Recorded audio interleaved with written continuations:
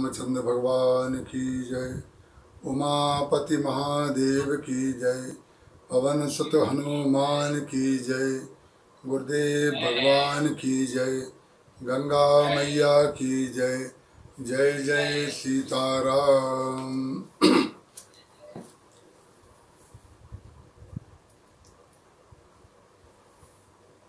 शरीर जो है माध्यम है भगवान की प्राप्ति करने का।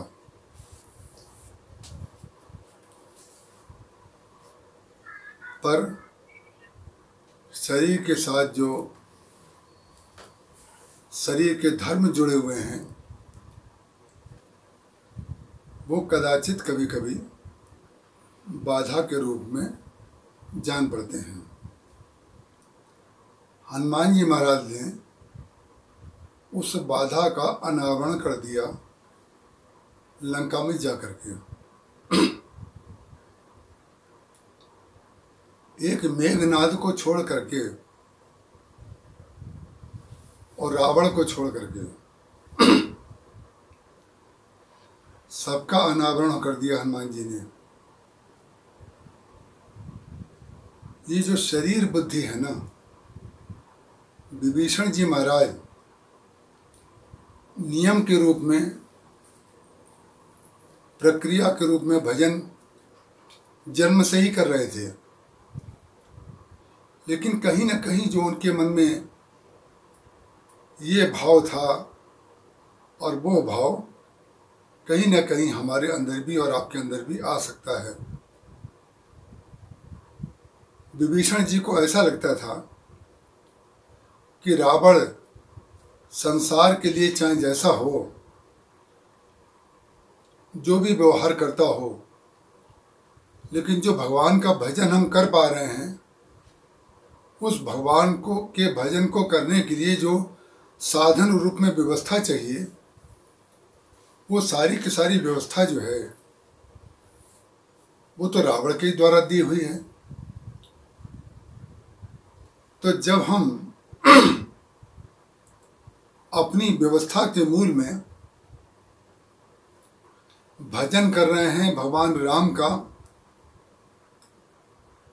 और साधन के मूल में, सुविधा के मूल में, अनुकूलता के मूल में भगवान को ना देख करके हम रावण की व्यवस्था को देख रहे हैं, भगवान की नहीं होने जो है संभव है। जब तक हम सब में भगवान को नहीं देखेंगे, परिणाम क्या हुआ कि उनके मन में प्रक्रिया के रूप में तो उन्होंने भजन किया, लेकिन उनके अंदर जैसा भी हो, रावण हमारे लिए जो है वो तो बहुत अच्छी व्यवस्था करके दिए हुए है। परिणाम क्या हुआ कि भगवान के भजन में ये जो भगवत स्मृति नहीं आ रही है, कि ये व्यवस्था भी जो दी है वो भगवान की ही कृपा से मिली हुई है। रावण जो है वो विभीषण जी को भजन करने की सुविधा दे दे, ऐसा कभी हो सकता है क्या? हमारे महाराज जी अपने प्रवचनों में कई बार एक छोटा सा लघु दृष्टांत सुनाया करते थे कि एक विभीषण जी की तरह ही एक बड़े उच्च कोटि के साधक थे जो जीवन पर्यंत भगवान का भजन कर रहे थे। प्रातःकाल 4 बजे उठ करके वो भजन करते थे। ब्रह्म मुहूर्त में एक बार उनकी नींद लग गई और 4 की जगह 5 बजे उनका जागरण हुआ। बड़े दुखी हुए, बड़े कष्ट में आंसू बहाने लगे, रोने लगे कि मेरे इतने दिन का जो प्रण था वह टूट गया। भगवान का भजन 4 बजे की जगह मैं 5 बजे उठा हूँ, सब कार्य मेरा 1 घंटे देर से होगा। कोई बात नहीं, वो कार्य निबट गया। एक बार और जोर से नींद लग गई उनकी और 5 की जगह 6 बजने वाले थे। 6 बजे आकर के किसी ने उनको जोर से जगाया और कहा, अरे अरे, तुम तो 4 बजे उठ करके भजन करते थे और तुम 6 बजने वाले हैं, क्या भजन नहीं करना है? अरे उसने उनको प्रणाम किया, अरे बड़ी कृपा की आपने, हमें भगवान के भजन में लगाने के लिए आपने जगह दिया, कृपा करके आप अपना परिचय बताइए हमें। तो उसने कहा, हमारा परिचय पूछने की आवश्यकता नहीं है, भजन करिए। बोले, नहीं, कृपा करके परिचय तो बताइए। उसने कहा, मैं पाप हूँ। बोले, नहीं नहीं, ये तो संतों की विनम्रता होती है, अच्छे लोगों की विनम्रता होती है कि अपने अंदर गुण नहीं देखते हैं। आपने हमें भजन के लिए उठा दिया और भजन के लिए प्रेरणा दे रहे हैं, कृपा करके बताइए आप वास्तव में कौन हैं? तो उसने कहा, मैंने कहा ना, मैं पाप हूँ। बोले, पाप अगर होते आप तो हमें सोने देते, आपने हमें जगने के लिए क्यों कहा? तब पाप ने कहा, देखो सही बात यह है, तुम 4 बजे सो करके उठते थे, एक बार 5 बज गया था तो तुम इतने दुखी हुए कि वो दुख की जो वेदना थी तुम्हारी कि हम भजन नहीं कर पाए, वो तुमको भगवान के बहुत निकट तक ले गई। तो मैंने सोचा, ये 5 बजने पर 1 घंटा देरी से उठने पर जब भगवान के इतने निकट पहुंच गया, तो ऐसा ना हो कहीं 6 बजने पर भगवान से इसका मिलना ना हो जाए। तो मैंने सोचा कि नित्य कर्म के रूप में, नियम के रूप में तुम्हारा भजन होता रहे, लेकिन भगवान से तुम्हारा मिलना ना होने पाए।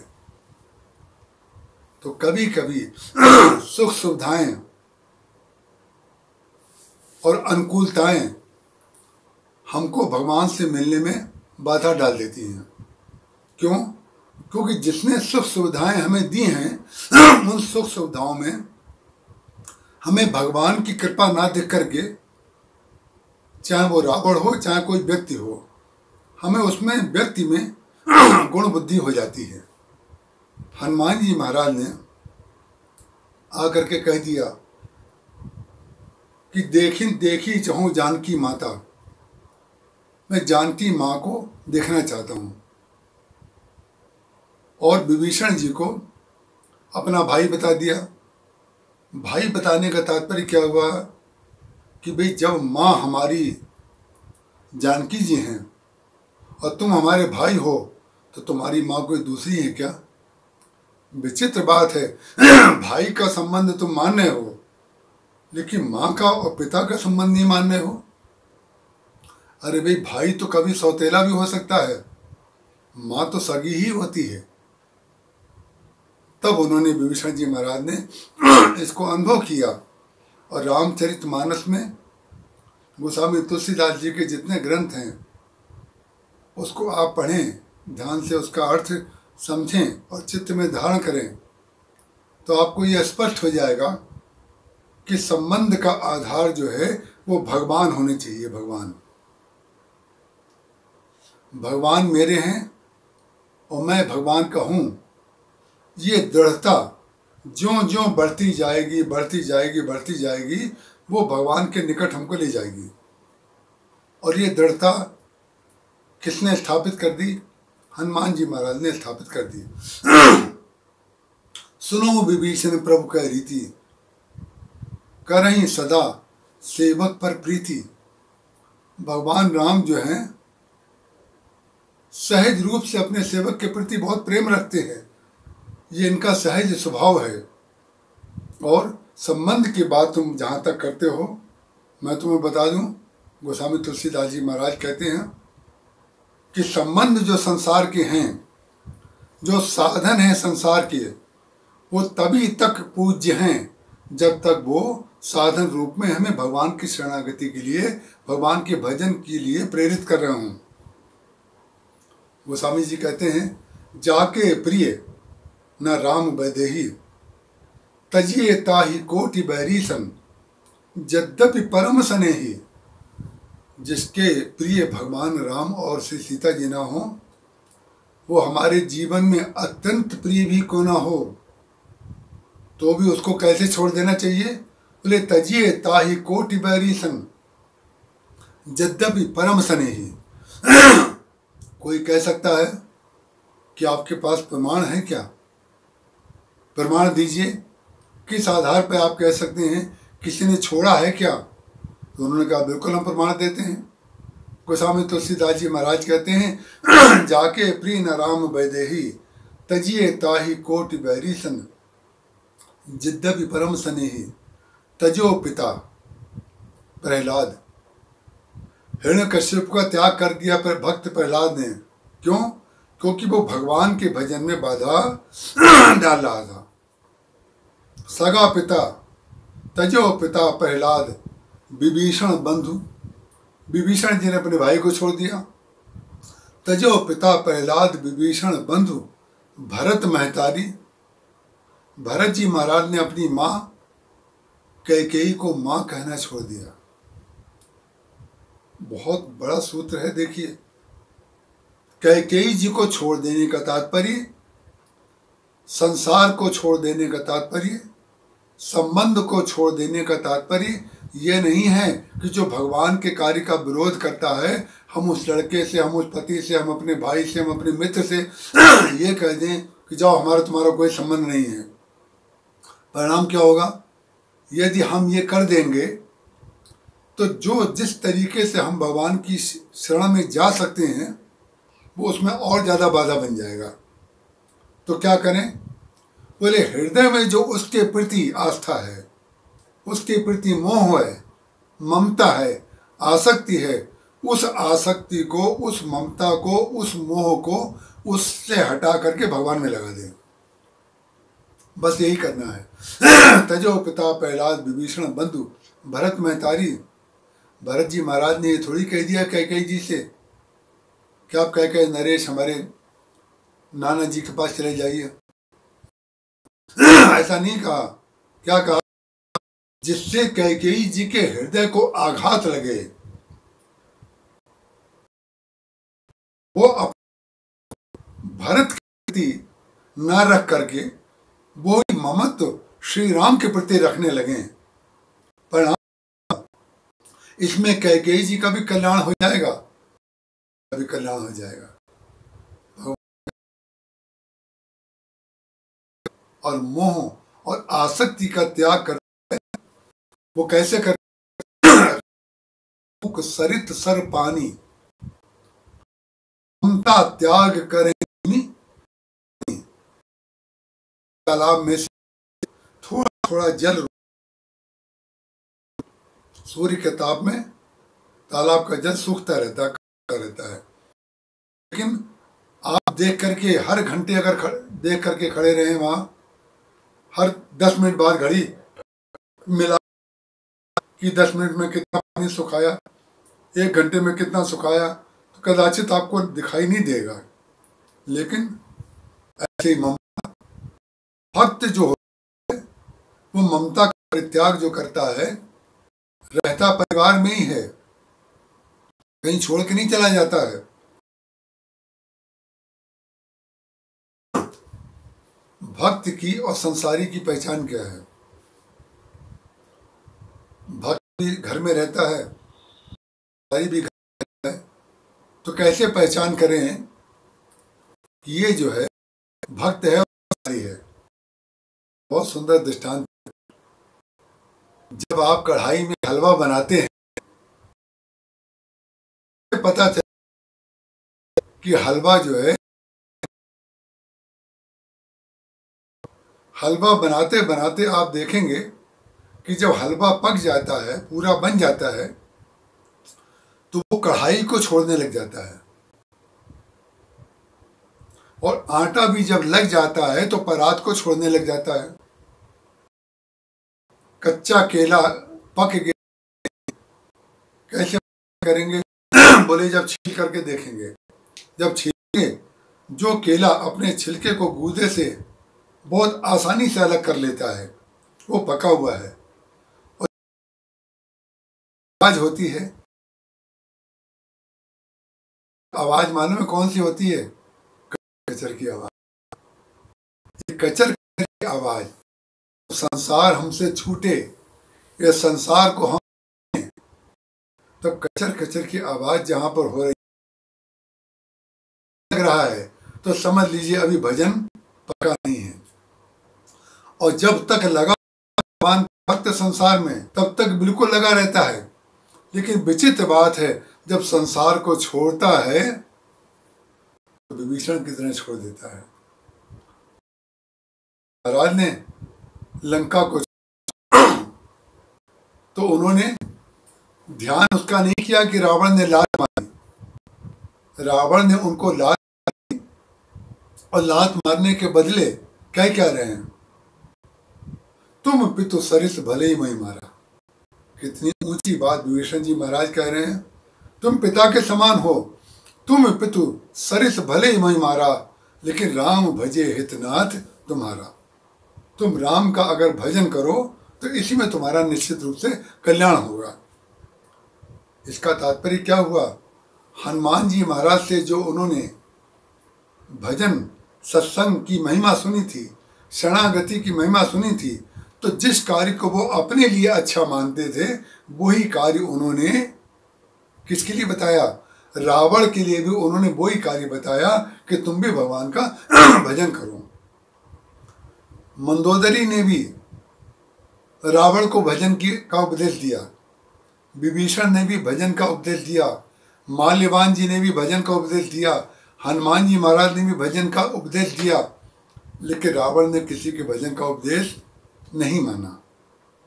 और विभीषण जी महाराज राम सत्य संकल्प बस, राम सत्य संकल्प प्रभु सभा काल बस तोरी, मैं रघुबीर शरण अब जाऊं देहूं जनि खोरी। तो गोस्वामी तुलसीदास जी महाराज कह रहे हैं संबंध का आधार जो है क्या होना चाहिए, तजो पिता प्रहलाद विभीषण बंधु भरत महतारी बलि गुरु तजो। जो गुरु अपने शिष्य को भगवान के प्रति शरणागत होने में बाधा डाले उस गुरु का परित्याग कर देना चाहिए। गुरु का वर्ण किसी व्यक्ति के रूप में नहीं किया जाता है, उसके पास कितना ऐश्वर्य है, उसके पास कितनी प्रज्ञा है, वो अपनी बात को कितना तर्कसंगत ढंग से रखता है। शिष्य को गुरु का वर्ण इसलिए नहीं करना चाहिए कि उसके अंदर बड़ी प्रतिभा है, उसके अंदर केवल एक ही प्रतिभा होनी चाहिए कि अपने शिष्य को वो प्रतिपल भगवान के प्रति शरणागत होने का उपदेश दे रहा है कि नहीं दे रहा है। अपनी ओर ना मोड़े, बलि गुरु तजो कंत ब्रिज बनितनी। जो गोपिकाएं थी, विवाहित गोपिकाएं जिनके पतियों ने श्री कृष्ण की भक्ति का विरोध किया, उन्होंने अपने पतियों को भी छोड़ दिया। बलि गुरु तजो कंत ब्रिज बनितनी भे मधु मंगल तारी। अरे संसार में जितना भी व्यवहार है वो केवल भगवान के नाते ही मानना चाहिए। और भगवान के नाते, जैसे आप दूध पीते हैं तो कुल्हड़ को मुंह से लगा लेते हैं तो जब आप कुल्हड़ को मुंह से लगाते हैं तो आपका प्रेम जो है कुल्हड़ के प्रति है कि दूध के प्रति है। जब कुल्हड़ में दूध है और आप उसको कुल्हड़ को मुंह से लगा रहे हैं तो मुंह से लगा रहे हैं तो सब लोगों को दिखाई पड़ेगा कि कुल्हड़ को आप मुंह से लगा रहे हैं। लेकिन विचित्र बात है, कुल्हड़ को जो मुंह से लगा रहे हैं उसमें मूलभूत आधार क्या है, दूध के प्रति प्रेम है। हम दूध पीना चाहते हैं इसलिए क्योंकि कुल्हड़ में दूध रखने की क्षमता है और कुल्हड़ हमें दूध दे सकता है, इसलिए हम कुल्हड़ को माध्यम बना करके उसको साधन के रूप में उपयोग कर रहे हैं। साध्य तो हमारा दूध है। तो ये जो संबंध हैं संसार के, ये सारे के सारे संबंध जो हैं वो भगवान के प्रति अगर हमें ले जाएं, भगवान की शरणागति की ओर ले जाएं, तो सारे के सारे संबंध जो हैं वो बाधे हैं। अरे भाई, कढ़ाई में हलवा बनाया जाता है, लेकिन जब हलवा खाते हैं तो कढ़ाई को तो छोड़ देते हैं ना। दूध पीते हैं, बाद में कुल्हड़ को तो छोड़ देते हैं। अच्छा, नहीं भी छोड़ेंगे तो कुल्हड़ को कब तक पकड़े रहेंगे। कढ़ाई को नहीं भी छोड़ेंगे तो कढ़ाई को लेकर के खाएंगे क्या हलवा नहीं, ये साधन रूप में जो वस्तुएं स्वीकार की जाती हैं वो साध्य के कारण की जाती हैं। हनुमान जी महाराज कह देते हैं विभीषण जी से कि भगवान जो हैं अपने भक्त के प्रति बहुत प्रेम करते हैं। आप बिल्कुल चिंता मत करिए, करें विभीषण, सुनो विभीषण, प्रभु कई रीति, करें सदा सेवक पर प्रीति। भगवान अपने सेवक से बहुत प्रेम करते हैं, इसलिए संबंध का आधार यदि हम शरीर मानेंगे, संबंध का आधार यदि हम व्यक्ति मानेंगे, तो हमारे अंदर सुख सुविधा जो हमें मिलेगी भजन की, वो सुख सुविधा जो है हमें रावण के प्रति कृतज्ञ तो बनाए रहेगी, लेकिन भगवान की शरणागति हमें नहीं हो पाएगी। और भगवान की शरणागति के लिए हमारे जीवन में सत्संग की बहुत आवश्यकता है। जब सत्संग व्यक्ति के जीवन में मिल जाता है, सत्संग सुन लेता है व्यक्ति, तो परिणाम क्या हो जाता है? सत्संग में वृत्ति का अनावरण हो जाता है। सत्संग में कोई वस्तु ऐसी आपको नहीं मिल जाती है। अब देखिए भाई, इस कोरोना काल में, इस विपदा काल में, इस महामारी में जिससे जो सेवा बन पा रही है वो कर रहा है। कोई पैसे से सेवा कर रहा है, कोई ऑक्सीजन दे करके सेवा कर रहा है, कोई भोजन दे करके सेवा कर रहा है, कुछ अच्छी अच्छी बातें बता करके सेवा कर रहा है। तो मैंने सोचा भाई अब क्या करें। तो मोहता जी ने मुझसे कहा, मैंने कहा ये तो बड़ी कृपा प्रभु की मेरे ऊपर है कि भगवान ने मुझे जो कुछ दिया है मेरे पास, और जो मेरे पास साधन है, उस साधन से कम हम उतनी देर तक लोगों को भगवान में लगा दें, उतनी देर तक भगवान का चिंतन करें। और भगवान का चिंतन जो 20 मिनट का है, 25 मिनट का आप करते हैं, सत्संग सुनते हैं, इसके द्वारा आपके अंदर जो आत्मबल आता है, ये वही वाला आत्मबल है जो हनुमान जी के द्वारा विभीषण जी के अंदर आ गया था। और आपको कदाचित इस काल से, इस महामारी से डरने की आवश्यकता इसलिए नहीं है। अरे भाई, जिसके पास जो है वो कर रहा है, और जिसके पास कुछ नहीं है वो कम से कम सावधानी पूर्वक अपने घर में तो रह सकता है, दूसरे को तो संक्रमित ना करे। और संक्रमण जो है वो केवल शरीर से ही नहीं, संक्रमण भावनाओं से भी किया जाता है। राग द्वेष का भी संक्रमण होता है। ये संक्रमण टेलीफोन पर भी हो सकता है, ये संक्रमण बातचीत के द्वारा भी हो सकता है। हमें ये कोरोना तो केवल नाम इसका कोरोना है, और वैज्ञानिकों ने या डॉक्टरों ने इसका नाम कोरोना रख दिया है, कोविड रख दिया है। लेकिन कोविड का वास्तविक स्वरूप क्या है? कोविड का जो वास्तविक स्वरूप है वो अदृश्य है। अदृश्य, अदृश्य का तात्पर्य जो दिखाई ना दे लेकिन है।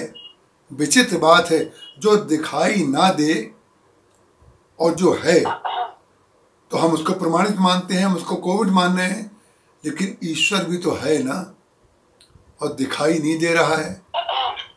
और उसको प्रमाण कितने हैं?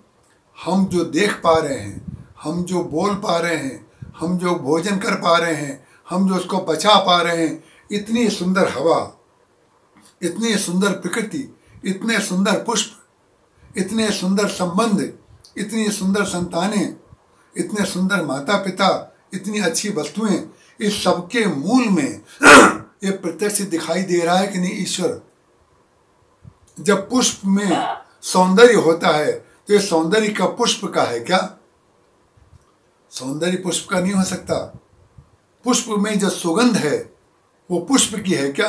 बोले नहीं, वो सुगंध उसकी नहीं हो सकती। उसका कारण क्या है? उसमें जो जीव तत्व है, जो आत्म तत्व है, वो ईश्वर है। जब तक उसमें ईश्वर रूप शक्ति नहीं होगी, ईश्वर रूप प्राण उसमें नहीं होगा, तो ना तो पुष्प में कोई सुगंध होगी, न उसमें कोई सौंदर्य होगा, न पृथ्वी से कोई धान्य होगा, न सूर्य में कोई प्रकाश होगा, न चंद्रमा में शीतलता होगी, न गंगा में पवित्रता होगी।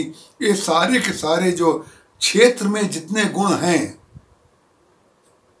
सूर्य, चंद्रमा, ग्रह, नक्षत्र, ये जितनी है प्रकृति, सब भगवान का क्षेत्र है।